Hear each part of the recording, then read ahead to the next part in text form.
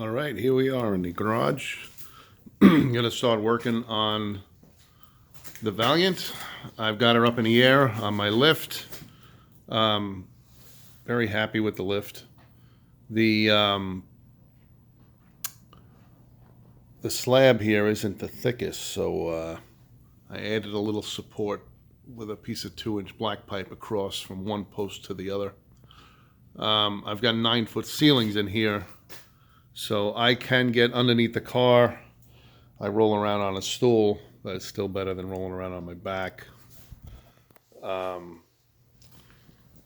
project here is to ultimately get the transmission torque converter out today, so we can drop it off at the torque converter guy, who is going to increase the stall from stock to 2400.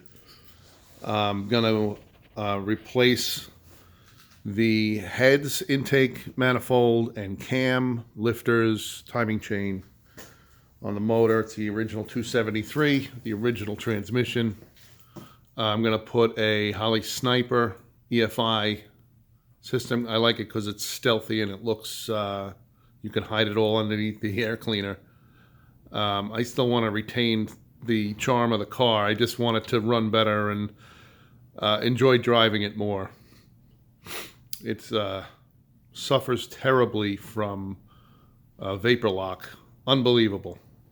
And she runs a little hot too, so I think it's time we get the old cam out that we had put in there by a builder.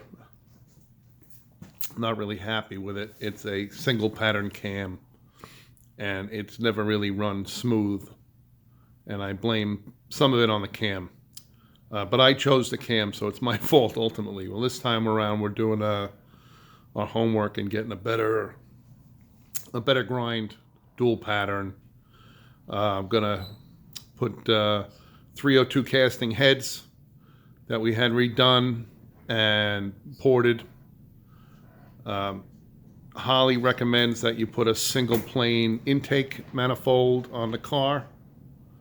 So I found this old Engelbrock Streetmaster for a 318. It's a small port, single plane. It's something to do with the readings that the sensors get work better in a single plane than they do with a dual plane. So I'm going to follow their instructions. I'm also going to put a Holley fuel system in, a tank with an integral pump. It's got the original tank in the car anyway, and I think I'd rather stick all Holley so that, God forbid there's a problem, we could say, hey, look, we put your fuel system in. Because I know the snipers are sensitive to pressure. So that's where we're at. I'm in New York. It's cold. It's probably 34 or 35 in the garage. So I got the snowblower here. and that's the story. I just want to give you a little heads up front so we know what's going on here. The car I've had for about 11 years, and I've done a bunch of work to it, including some headers. I put this X-pipe exhaust in, which I need to clean up. It looks pretty filthy under here. Those are Flowmaster 50s. They have an extra chamber, and they're a little quieter because it's a convertible. It's trying to quiet up the ride a little bit, and it works pretty good. The system flows, I mean, a billion times better than the stock manifolds. I kept all the stock gear for this car, so whoever and whenever I no longer own it will get all the original stock equipment they could put back on if they felt they wanted to. But the other thing I did here, which is probably the single biggest improvement, was add a Ford 8.8 out of an Explorer with disc brakes. I got some new springs from Jegs. They were cheap. little over $100, I think, $150 for a set. And I got to tell you, it improved the ride unbelievably. Unbelievably. I was able to take the air shocks out and put just standard shocks in, which really, really, really helped.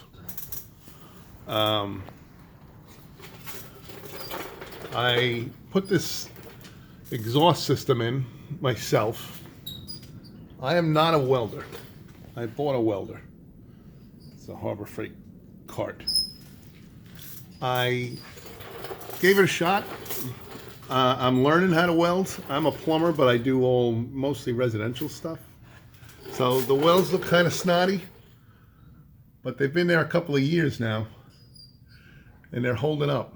So that's the story with that. You know, I had some floor pan work done when I first got the car, and I wasn't too happy. I would do that over a better job, but that's always the way it goes. So next project here is to pull the transmission, which means dealing with the push button. So I think I'm going to make a separate video, because I can't find any online, on how to disengage and remove the cables from the push button transmission on this 1964 Plymouth. Might be helpful for people with other vehicles, but I've never seen a video that was really helpful, so I'm going to try to talk through it the best we can.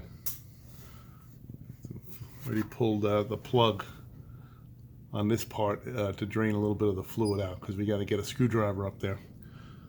But that'll be for the next job, next video. All right, so this is a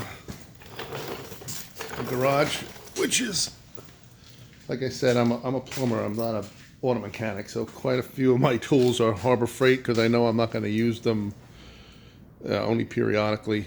And the garage is a mess, and it's windy outside. You can see.